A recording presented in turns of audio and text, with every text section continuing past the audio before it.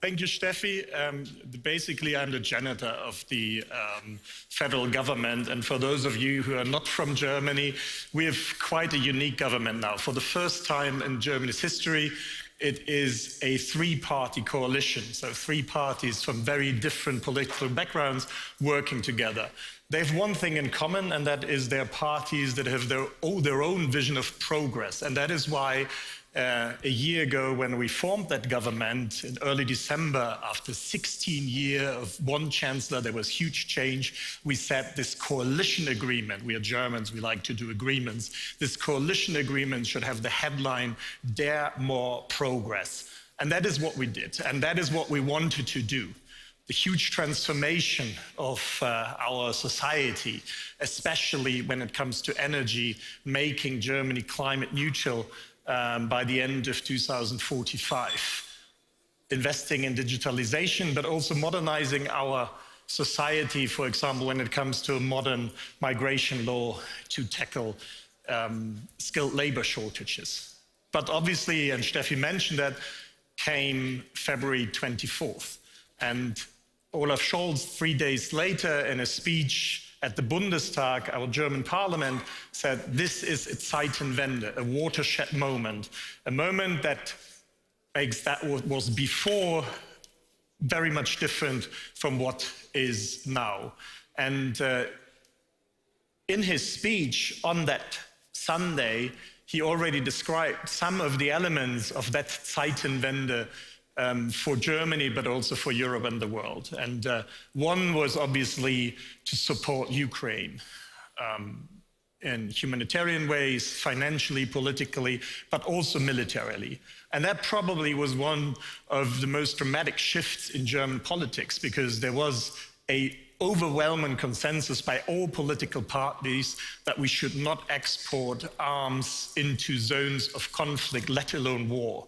And we changed that. And for me, that moment, that Sunday, when we walked from the Chancellery to the parliament and we sat there waiting for the speech, you saw thousands, hundreds of thousands of people marching the streets of Germany, not only in Berlin, but in every major city. And it was not the typical, when you have to deal with a war, make love, not war demonstrations. But people were demanding, we need to support Ukraine also with weapons. And you see that this fundamental belief holds until today. So this was one of the elements of Zeitenwende. The second element was obviously to invest in our defense and security. And so because we have budget constraints and there's a lot of problems in the daily business, we decided to go bold and introduce the idea of a special fund, a Sondervermögen of 100 billion euro for our armed forces.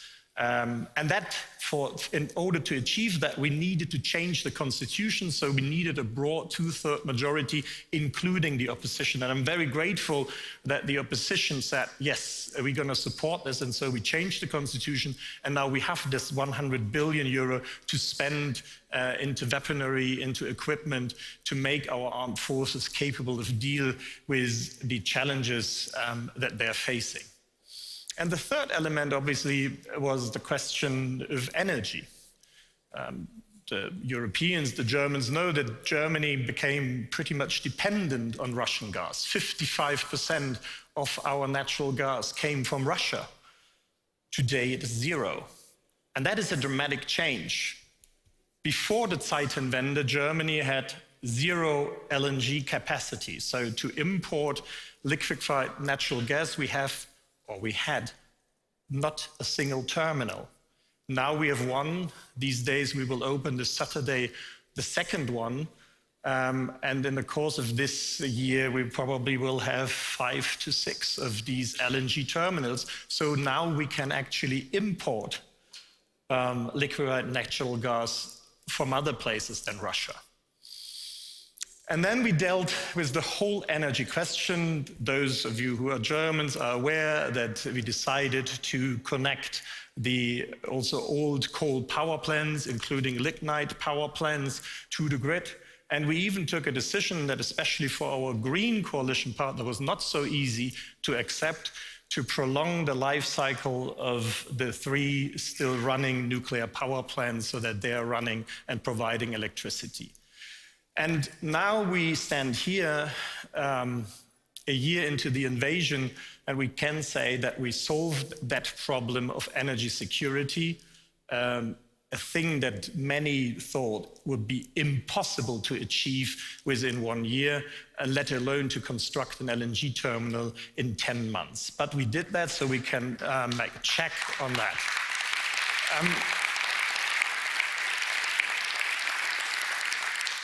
Yeah, and this applause goes to the engineers, the workers, the planning authorities, and every institution body that was involved in Wilhelmshaven in achieving that. Once the question of energy security was solved, obviously the question comes to mind, what about energy prices? Because we saw at the spot markets LNG prices hiking up to 10-fold.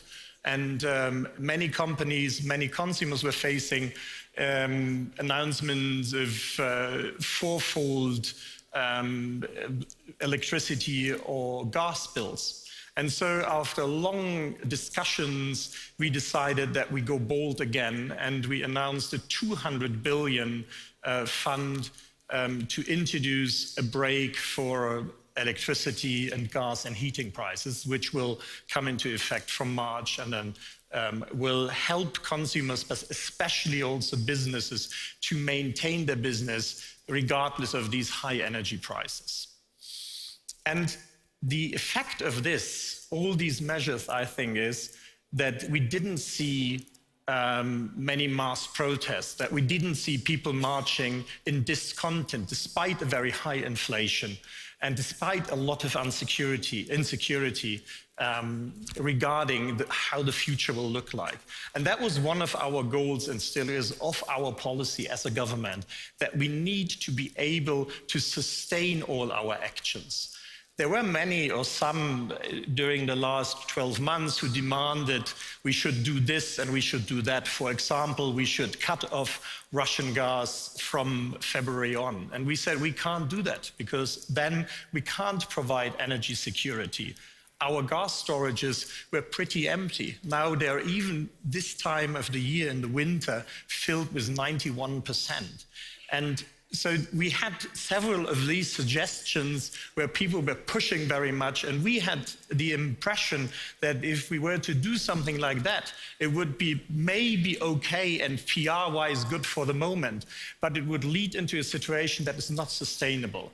And that is something that we as a government, and the Chancellor especially, are very much looking into, that we can provide assistance to Ukraine until the very end and until it is needed.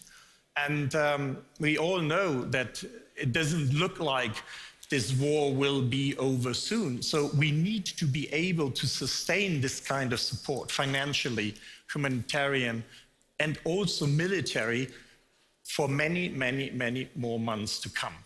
And I think we can see check, because if you look at the polls, if you look at the support of what we are doing, this is happening. For those of you not from Germany, you should also know Germany's people are incredible. We took in 1 million refugees, and if you look at where they are, they're not in refugee shelters. Most of them are living in private homes, and many opened up their houses and flats and invited Ukrainians to live here. And that is something incredible as well. The second part of sustaining our support is to look out the international stage. And we can see a situation where Putin talks about the collective West against the rest of the world. And we try to make sure that this does not resonate. And so we reach out to those that Boris Johnson in Elmau at the G7 meeting in June last year called the swing voters, those at the fence that are not really in Russia's camp, but they're not in our camp neither. And that is why Chancellor Scholz invited the presidents of Senegal, of South Africa, of India, of Indonesia, and of Argentina to participate as guests at the G7 summit in Schloss Elmau. And not the usual suspects, the democracy like Australia or South Africa, South Korea or others. And it paid off. If you look at what happened at G20 meeting in Bali, it was not the West that was isolated. It was Putin, didn't show up, and it was pretty clear as well that it was 19 against 1, including, by the way, China. And that is also why Olaf Scholz went to China to talk to President Xi and make sure that we draw a red line when it comes to the use of nuclear weapons in such a war. And we will continue to reach out to what some call the Global South. Scholz is going to Latin America, and later on he will go to Africa. And that is something that we also discussed with our Ukrainian friends. They need to reach out as well, not leaving African countries, Latin American leaders, only with the Russians, who do a great job in presenting themselves as the voice of the anti-colonialist voices, which is ridiculous, given that they are the neo-imperialists and they are the colonialists attacking an independent country. And if we look at, and those of you who come from the business, you know this, it would be a horrible mistake only to focus on your inbox and to do the daily management of crisis. The main task is to keep the longer-term vision alive and to concentrate on these questions as well. So that is what we try to do as a government as well, dealing with the crisis, the day-to-day business.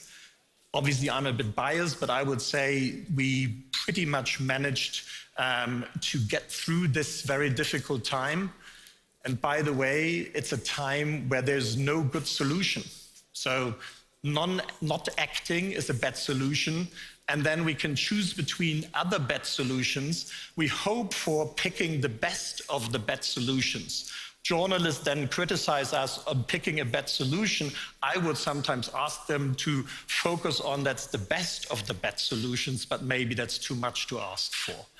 So not focusing only on the crisis management means to focus also on what actually is in our coalition agreement. And I mentioned energy. And that is probably the hugest transformation, and you're discussing this here at DLD as well. We burned coal and oil and gas for 250 years to make our machinery run, industry, cars, and keep our homes warm. And now we have less than 25 years till 2045 to completely reverse course. And that is probably the most challenging activity for us as a society, as business, and as politics in 100 years, to completely change course when it comes to energy. We have here some coincidence with the crisis management because it is also a lot about energy. I mentioned the LNG, and we need to apply that speed that we applied on constructing LNG terminals to all the other processes that are needed for transmitters, electrolyzers, power plants, the grid, everything. And also for businesses to completely change from gas and fossils to hydrogen or electricity. The second element, and I'm waiting for the to-do list from this conference then, obviously is digital. And we all know, and we heard a little bit about it before, what needs to be done. And then we would like to focus on what I mentioned as modernizing our society. And I think one of the biggest questions there is how to make sure that we have enough skilled people, a workforce here. So that is a little bit of an insight in what we are doing as a government. As I said, a bit biased because I'm part of that, but the other version you can every day read in the newspaper and ask your local opposition MP. I would like to ask you to help us in one way. We are discussing a lot about supporting Ukraine now. But the main challenge and the main task will be to support Ukraine once the war is over or once there is a more stable situation. And Ukraine will need a lot of investment. We are doing a lot. We set up a We had a conference in October together with the European Commission. We are closely coordinating with our G7 partners, but private capital will be needed. And many of you are thinking about where to set shop. Ukrainians are incredibly skilled people. They are way into digitalization. So if I may have this little request to this conference is, when you think about investment opportunities, please think about Ukraine. Thank you very much.